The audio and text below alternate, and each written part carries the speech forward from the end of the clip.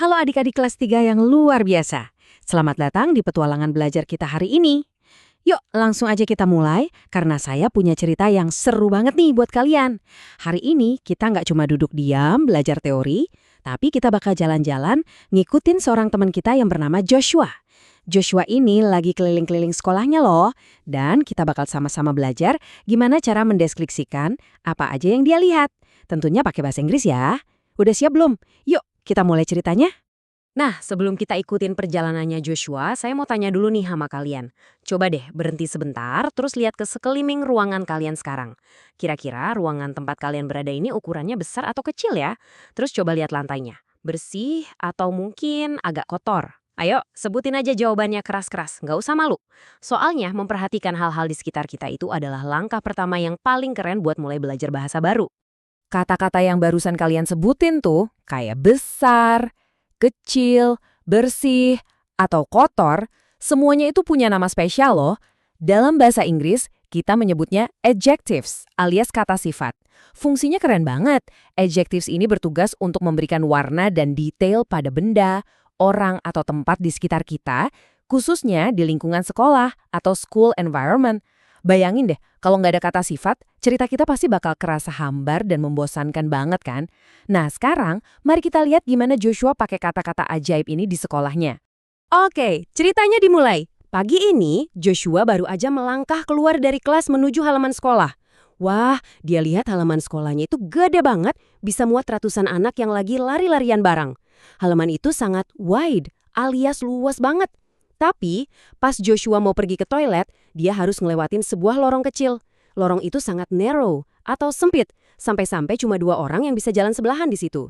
Wide dan narrow, 2 kata yang artinya saling bertolak belakang, tapi dua-duanya penting banget buat diingat. Waktu lagi di halaman, Joshua papasan sama teman-temannya nih. Ada Made dan Aisyah.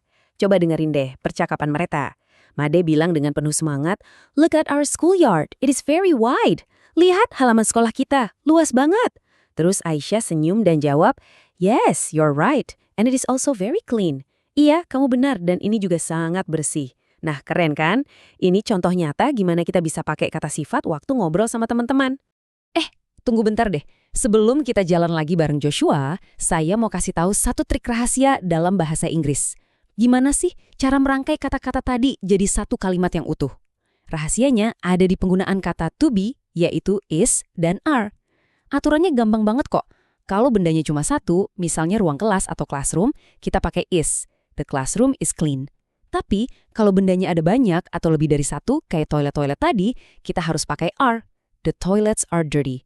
Gampang banget kan ingetnya? Is untuk satu, are untuk banyak. Yuk lanjut jalan lagi. Karena kita barusan ngomongin soal kebersihan, coba tebak sekarang Joshua pergi kemana? Yap, dia menuju ke kantin karena perutnya udah mulai keroncongan. Pas sampai sana, wah mejanya sangat clean, bersih dan kinclong. Tapi, tunggu dulu. Waktu Joshua nengok ke tempat sampah di luar kantin, aduh tempat sampahnya penuh banget sampai sampahnya tumpah-tumpah. Tempat sampah itu sangat dirty, alias kotor banget. Jadi inget ya, clean itu bersih dan lawan katanya adalah dirty yang artinya kotor. Nah, di bagian ini bahasa Inggris tuh agak unik loh kalau dibandingin sama bahasa Indonesia. Kalau kita ngomong pakai bahasa Indonesia, kita kan bilangnya kantin yang bersih.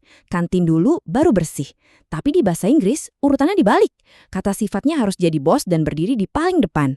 Langkah pertama, kita ambil dulu kata sifatnya, yaitu clean. Langkah kedua, baru deh ambil kata bendanya, yaitu canteen. Langkah ketiga, tinggal digabung. Jadinya, a clean canteen.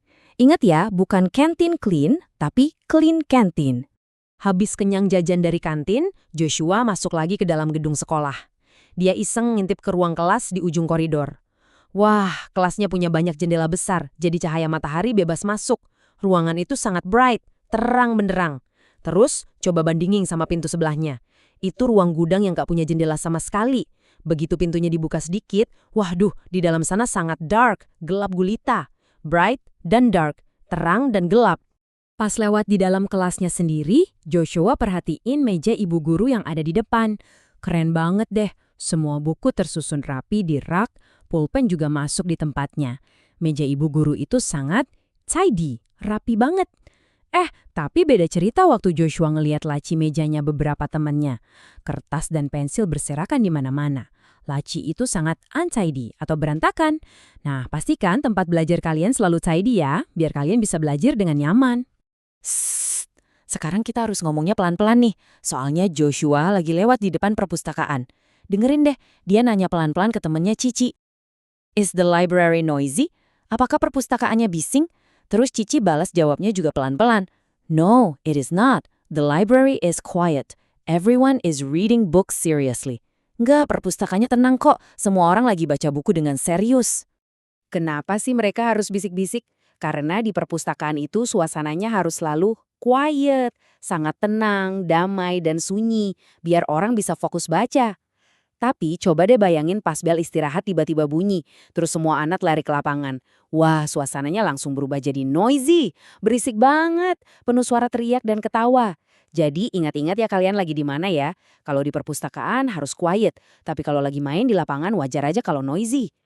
Setelah itu, Joshua duduk santai di kelas sambil lihat keluar jendela. Dari situ, dia bisa lihat 2 gedung sekolah. Yang satu adalah gedung tambahan yang baru aja dibangun tahun lalu. Catnya masih mulus dan mengkilap. Itu adalah gedung yang new, alias gedung baru. Nah, di sebelahnya ada bangunan utama yang udah nemenin ribuan murid belajar dari puluhan tahun yang lalu. Itu adalah gedung yang old, tua atau bangunan lama. Tapi biarpun old, gedungnya tetap kokoh loh berdiri. Mata Joshua tiba-tiba tertuju ke sebuah pohon gede banget di sebelah gedung tua tadi.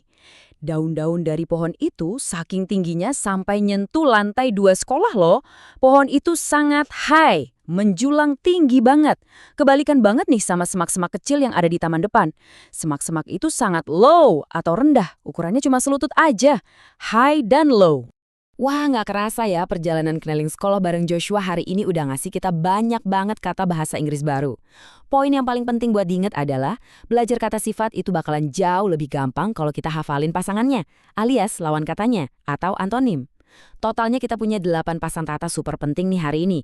Mulai dari big lawannya small, sampai high lawannya low. Ini tuh ibarat peta harta karun buat kosakata kalian. Kalian wajib banget ingat-ingat semua pasangan kata ini ya. Oke, supaya makin lengket di ingatan, mari kita main tebak-tebakan cepat. Waktunya menguji seberapa fokus kalian dengerin cerita tadi. Pertanyaan pertama nih, coba ingat-ingat lagi tempat sampah yang numpuk dan meja kantin yang kinclong tadi. Apa sih lawan kata atau opposite dari kata dirty? Apakah A. clean, B. clear, atau C. dark? Ayo buruan sebutin jawaban kalian keras-keras dalam 3, 2, 1. Yap, 100 buat kalian. Jawabannya adalah A. clean, tepat banget. Dirty itu kan artinya kotor, nah jelas aja lawan katanya adalah clean, yang artinya bersih. Hebat banget kalian. Yuk kita lihat gimana kalian bisa naklukin tantangan yang kedua. Tantangan kedua ini adalah isi titik-titik. Bayangin lagi deh kalian lagi ada di posisi Joshua dan Cici yang tadi lagi bisik-bisik. Do not talk loudly in the library. It must be... Jangan ngomong kencang-kencang di perpustakaan. Tempat itu harus apa ayo? Ingat kata sifat yang kita pakai buat ruangan yang nggak ada suaranya tadi? Bener banget. Jawabannya adalah quiet alias tenang. Wah, kalian beneran luar biasa ya hari ini. Kalian nggak cuma sekedar menghafal kata-katanya, tapi kalian juga paham cara makainya. Kalian tahu persis kata apa yang pas dipakai di kantin, di perpustakaan, atau di halaman sekolah. Persis banget kayak Joshua. Cerita perjalanan Joshua di sekolah emang udah selesai sampai di sini. Tapi petualangan belajar kalian justru baru aja dimulai nih. Kita udah buktiin kalau bahasa Inggris itu ada di mana-mana di sekitar kita. Nah, sebagai tantangan terakhir dari saya hari ini, habis ini coba perhatiin ruangan atau rumah kalian lagi. Cari 3 pasang benda, terus deskripsikan benda-benda itu pakai kata sifat berlawanan yang baru aja kita pelajari tadi. Kira-kira kasur kalian sekarang lagi tidy atau untidy ya? Terus, kamarnya lagi bright atau dark? Teruslah mengamati, jangan pernah bosan belajar hal baru, dan sampai jumpa di petualangan kita selanjutnya.